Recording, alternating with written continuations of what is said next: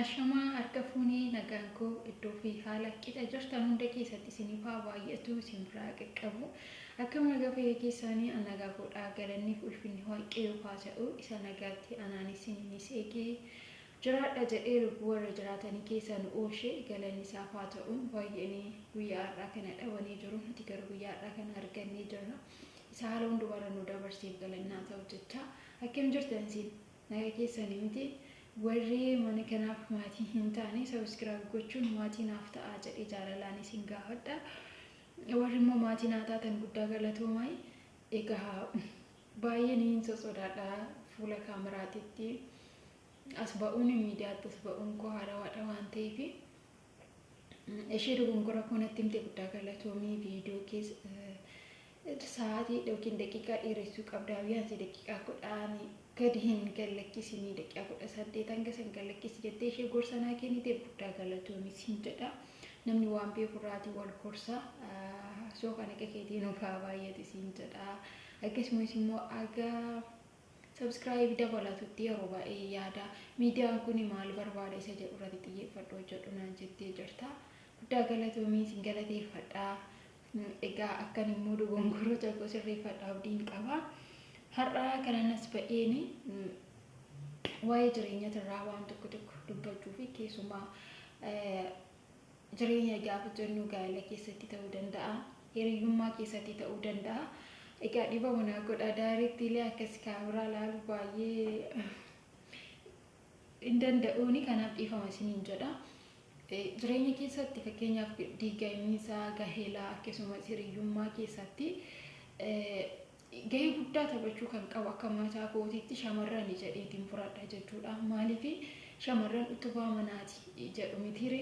Kanaafuu yeroo baay'ee gaa'elli diigamuu irratti hiriyyummaan diigamuu irratti gaafa namoota gargar bahan gaa'elaanis ta'ee hiriyyummaanis yeroo dheeraa turani sababbii gaafa gaafattu wanta sababa hin taane waan xinnoo isa gargar nama diiguu miti walittuu iyyuu nufanii yookiin wal muufatanii isa ji'a hin guune torbe hin guune guyyoota hin guunedha kan sababa ta'e gargar isaan baatu jechuudha. Kuni maanyarii dadhabbina isaan gidduu jiru yookiin immoo dubbatanii waan sana hiikuu dadhabuurraa kan ka'e jechuudha. Iftoominni isaan gidduutti dhabamuurraa kan ka'e waliigaltee dhabamuurraa kan ka'e.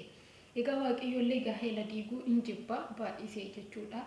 Namni tokko gaa'elatti seenee akka diiguu inni yemmuu itti gaddaa akkasuma sababbiin gaa'ela diiguu jedhee achirratti dubbatullee namni tokko gaafa ilmoo dhabeedha isa jedhu yookiin immoo daa'imman gaa'ela keessatti wanti gammachuu inni guddaa fidu qabeenya osoo hin taane gammachuun gaa'ela keessatti argamu daa'imadha. Isa saniyyuu akka isaanii kanan dura barsiifamaa ture waa'ee gaa'elaa irratti karaa mo'atiifitiin dhaggeeffachaa turtanii waan ta'eef innammaa garuu rakkoowwan akka sanaa osoo hin taane rakkoowwan gurguddaa osoo hin taane wanta rakkoo hin taane waan salphaa waan mana keessatirraa kan ka'e wal lufuudhaan wal gufachuudhaan waliigaltee dhabuudhaan taa'anii rakkoo sana hiikuu dhabuurraan gargar diigamuu jechuudha. Suni ta'uu hin qabu.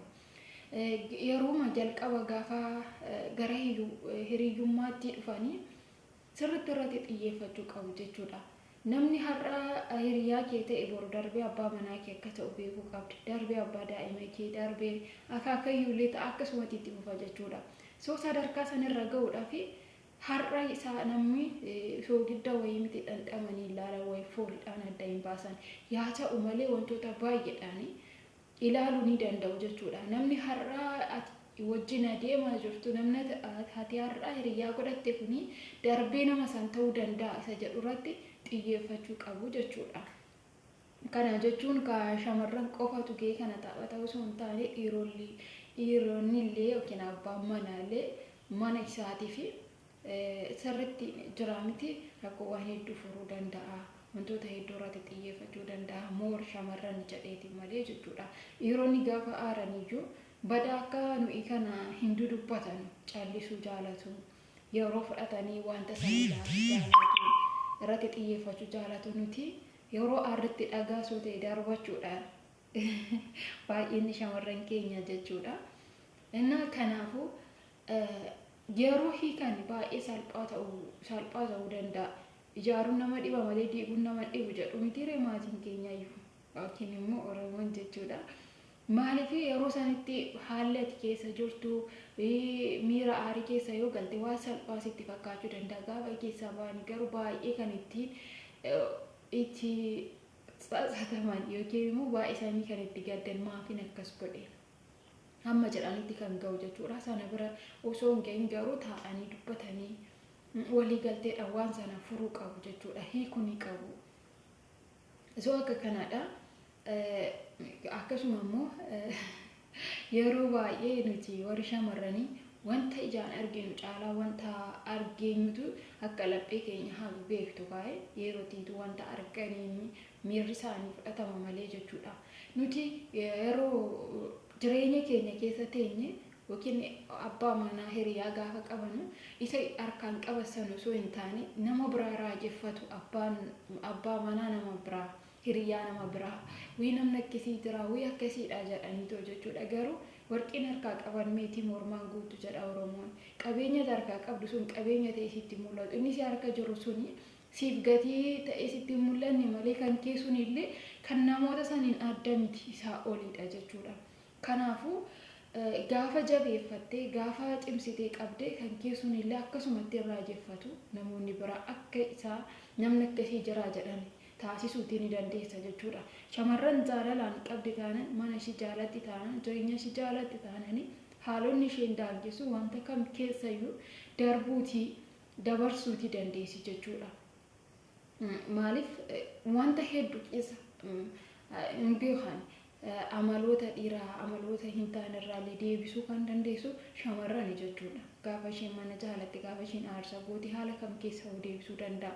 Garuu shamarranii jireenya ishee irratti xiyyeeffannoo hin qabdu mana isheen jaalattu yoo ta'e abadan dhiirri deebisuu irratti baay'ee hin ulfaata jedhee yaadaani. Maaliif fakkeenyaaf haalotuma ammaa yookiin immoo nama yeroo dhiyootti miidhamee gara miidiyaa kanaatti as ba'irraa fakkeenya yoo fudhannee kan akka Galaanarraa osoo haga inni ishee jaalatu isheen isa jaalatti ta'e sun hin ta'u ture. Rakkoon akkasii sun hin uumamu ture. Inni garuu nama osoo isheen bira teessee dhiira bira haasofsiisu obsaan ishee wajjin jiraatedha. Kanaafuu osoo shamara taate osoo ishee taate rakkoo sanarraa deebisuutii hin dandeessi. Isin galee waan sanarraati qajeelchuu hin dandeessi jechuudha. Kanaafuu nuti xiyyeeffannoo itti kennuu qabna. Jireenya keenya jaalachuu qabna. Mana keenya jaalachuu qabna. Nama akkamiiti ani inni nama akkasii isa jedhu dursa ani nama akkamiiti. Ani nama jireenya koo jaaladhuudha. Ani nama isa sirri karaa sirriirra jirudha jennee of gaafachuutii ni qabna jechuudha.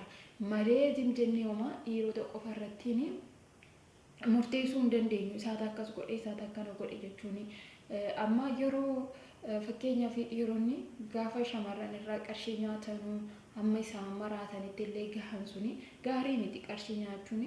Haa ta'u malee dadhabbinni sun kan isheeti jedheen fudhadhaani. Maaliif jaalalaa qarshiidhaan bituu hin dandeessu. Osuma hanga fedheeyyuu ta'e jechuudha. Akkeensiin jedha jaalala yoo ta'e malee qarshiidhaan jireenya uumachuu hin dandeessu. Ittiyyuu fakkeessu jaalalaaniyyuu qabee akka isheen qarshii sana baastuyyuu yoo taasisa ta'e hamma waan qabdu harkarraa itti fixatutti ta'uutii hin qabu. Jiraanti nama tokko aasaa qabdee kennuufirraa maxabadii aasaa yookiin mee qabduu aasaa kennuufitu irra gaariidha jedhu. Akkamitti akka dhufu ati isa ji'a 3 ji'a 4 sana olillee walitti sassaabdee guyyaa tokkoon erguutii dandeessa. Isa bira kan ga'u garuu guyyaa tokkoon ati akkamitti akka fiddee beekta. Inni garuu sana hubachuu dhiisuu danda'a. Maaliif qarshiin sun kan dhaqe guyyaa tokkoon dadhabee nagarre waan ta'eef. Qarshii kennuuf osoo hin taane akka itti dadhabee qarshii sana argatuun mariisisuu gorsuutiin qabu jechuudha. Osoo akka kanaadha. Yaani koo isa kana guddaa galatoomii isiniin jedha. Inni bira immoo haala ammaa TikTok kanarratti ittiin adeemaa jiru shamarran keenya baangaalii heerumanii jedhame viidiyoo nama lama samoona kana ajandaa ta'ee jira. Ani isaarratti dhugaa dubbachuudhaaf yeroo tokko maalin jedha baga jireenyatti seenanii jedha gaafa kana baay'ee keessatti dalaluun keessanii noolu maaliif achittis jiraattee asittis jiraattee akka kiyyaatti jechuudha. Gosh baga deemtee osoo hin ta'in erga deemteerti haa jiraattu. Jireenyi isheedhaaf ta'ee namni sun ishee gammachiisee ishee bulfachuu danda'a yoo ta'e ishee jiraachisuu danda'a yoo ta'e anaan natti hin dhagahamu jechuudha. Maaliif baay'een namoonni keenya baay'een dhiironni keenya miidhaa jiran waa hedduu irratti taasisaa jiran wajjin jiraatanii qarshii isaan qaban harkaa nyaatanii dhiisaa jiran gaafa isheen garaatti baatu gatanii irraa badaa jiran daa'ima wajjin dhiisanii baqataa jiran so namni kun ishee jiraachise egaa ta'e hir'ina sana guutee fi wajjin jiraata yoo ta'e maal badii qaba akakiyyatti jechuudha. Kun yaada kootiidha. Yoo wajjin jiraatte maal badii qaba? Inni deemeeraa qaba sawii as deebisuu hin danda'anu bishaan jigineeran jedhu mitiire.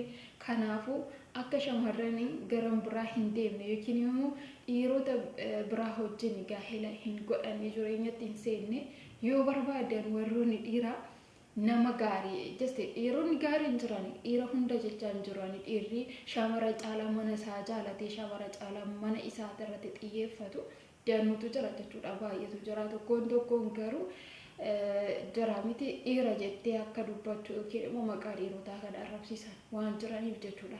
Osoo isaan gaarii ta'anii osoo isaan shamarran keenya hin miidhan ta'ee jaalalaan hin miidhu qarshiidhaan hin miidhu waan garaagaraatiin miidhu sodaachisuudhaan wantoota garaagaraa jira miti miidiyaa kanarratti wantoota hin taane wantoota isaanii ilaallatan gallakkisuudhaan sansaniin hin miidhu gaafa isaan isa ilaaltu soo jireenya saba biraas yoo ta'e ergaa ishee jiraachisee wajjin jiraatte sana hundaa badii qabaa hanga kana hunda irratti dhiichisuun hin barbaachisan natti hin fakkaatu jechuudha.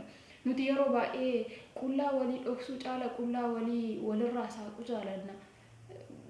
Jira miti muuda walii dhoksuurra muuda walii isa jirre illee goda qoqqofforree gadi baasuu jaalanna jechuudha. Dhugaanii namni tokko gaafa miidhame namni tokko ergaa waa tokko ta'ee nama sana ajandaa godhanii walii gadi hoofurra namni sun akkamittiin gargaaramuu qaba? Maaltu sadarkaa kanarraan isa gahee jedhaniitti siqanii hubachuu ni qabna. Taatee amma ta'aa jiru kanaan gaafa wal bira qabnee ilaalle fakkeenyaaf shamarranii yookiin obboleetti keenya ishee Dubaay keessatti haadha daa'imaa taate sana irratti haga hunda dhiichisuun hin barbaachisan natti fakkaatu. Nu hundumtuyyuu hir'ina ta'e qabna gola keessaa jechuudha. Tarii gadi baasnee hin dubbanne tarii miidiyaa irratti as hin baane jechuudha. Namni guutuun hin jiru. Ani guutuudha ani homaa hin taane ani badii hin raawwanne jechuun hin danda'amu. Hundi keenya yoo cubbamoota hundi keenya yoo waan hin taane irra oolla. So dubartii san irratti hamma ba'anii arrabsoo kaayyoo hin qabdu shamarran akkanaatudha jennu ani nama akkamiiti. Ani dhugumaan nama shamarran kaayyoo qabdu san keessan jira maalin raawwachaa jira. Ta'eera immoo ishee taateetti wanti ta'e tokko namaaf fakkeenya akka taatu gorsanii karaa sirriitti deebisuu cinaa dhaabbatanii waan gargaaramuu ni qabdu gargaaruudha malee haga hunda irratti dhiichisuun gaarii natti hin fakkaatu jechuudha. Maaliif qaawwa walii nuti walii keenya duuchuu qabna malee ittuuyyuu qaawwa walii bal'isuutii hin qabnu shamarran keessumaatii jechuudha. Nuti walirratti ka'uu jaalanna koo maal akka ta'e hin beekani dhugaa rabbii jechuudha. Obboleettiin kee gaafa waa taate wanta ishee cawaashii sana dhidhiibuu fi osoo hin taane ittoo akka cabduudha nuti kan goonu jechuudha. Suni nurraatii hin eegamu. Hundi keenya iyyuu jireenya biyya lafaarra jiraannu tuni jireenya yerooti. Jireenya sobduudha jechuudha. Boru dhiisnee keessaa deemna. Hamma sanitti garuu hamma jiraannu sanitti waan gaarii raawwachuu waan gaarii dhalootaaf lafa kaa'uudha. Yaada gaarii dabarsuu keessumaayyuu beekumsa nutti fakkaatee wantoota hin taane raawwanna. Wantoota hin taane miidiyaa kanarratti as baasna. Jechoota hin barbaachisne miidiyaa kanarratti dubbanna. Boruu keenya maaltu nu eeggata? Shamarri takka har'a firiidamii qabdee haa jedhu firiidamiin hin jiru biyya ormaa keessatti haa ta'u malee miidiyaan kun itti tolee akka barbaadde isaati garuu boruu ishee jireenya ishee boruu ishee eeggatu sana ilaaluuti qabdi. Inni har'a ol kaawwattee uma jirti waan isheen har'a gootu kuni boruu fi maal ta'e akka ishee eegu beekuu ni qabdi jechuudha. Kanaafuu hamma danda'ametti namni sodaa namaatiin hin deebi'u yoomiyyuu jechuudha. Sodaa rabbii sodaa uumaa isaa qabaachuudha malee nama sodaatte karaa sirriitti hin deebitu ittuuyyuu hin badda malee jechuudha. Kanaafuu of qabuu qabna. Nama kaayyoo qabu ta'uu qabna. Dubartii ogeetti jedhama. Dubartii ogeetti ta'uu qabna. Dubartii ogeettiitiin waa taasisu nama jireenya isaa jaalatu, nama mana isaa jaalatu, nama bultii isaa jaalatu, nama daa'ima isaa jaalatu ta'uutii qabna jechuudha. Taanis argamuutii qabna. Kanaafuu walii keenya utubuu qabna, walii keenya jaalalaan wal sirreessuu qabna malee ittuyyuu akka inni balu, ittuyyuu akka amiileensaa cabu ta'uu goosisuu hin qabnu. Namni dogongorra hin jiru koo hundi keenya iyyuu hin dogongorra. Dogongora gara dogongora oolla. Ofirratti hin beeknu, hir'ina keenya hin beeknu, gochaa nuti goonu hin beeknu malee ani dogongoru jechuun suni soo ani cubbamaadha. Ani cubbamaa miti ofiin jechuun ani beekadha namni jedhe of goyyoomsa jedhama caamni qulqulluun illee. Kanaafuu beekumsa hin qabnu nuti nama foonii.